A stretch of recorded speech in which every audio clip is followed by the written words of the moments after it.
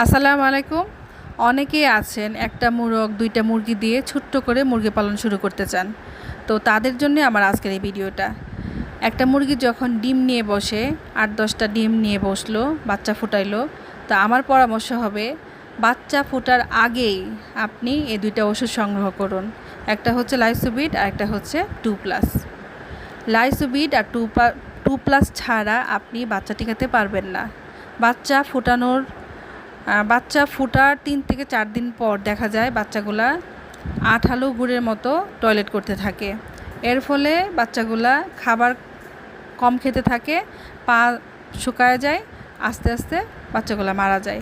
তো এই 2+ ওষুধটা দিলে আঠালো গুড়ের মতো টয়লেটটা ভালো হয়ে যায় এবং বাচ্চাগুলা সুস্থ থাকবে ইনশাল্লাহ।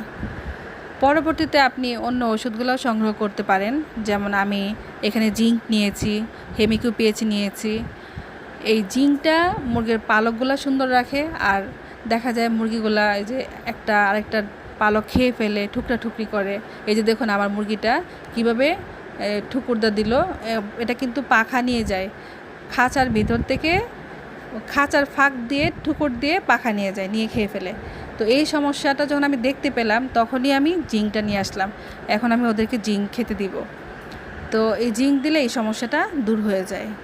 আর হেমিকোপিএস যেটা, ওইটা যদি আপনি রাখেন আপনার মুরগির যে কোনো ধরনের টয়লেটের সমস্যা, যেমন রক্ত আমাশা, তারপর চুনা পায়খানা, এগুলো দেখা দিলে আপনি যদি হেমিকোপিএস খাওয়াই দেন, মুরগিটা সুস্থ হয়ে যাবে তাড়াতাড়ি ইনশাল্লাহ। আমার ভিডিও দেখার জন্য আপনাকে অনেক অনেক ধন্যবাদ। আমার জন্য, আমার খামারের জন্য, আমার মুরগিগুলোর জন্য অনেক অনেক বেশি দোয়া করবেন। আপনারা ভালো থাকবেন, সুস্থ থাকবেন, বেশি বেশি করে আমার ভিডিও দেখবেন। আল্লাহ হাফেজ।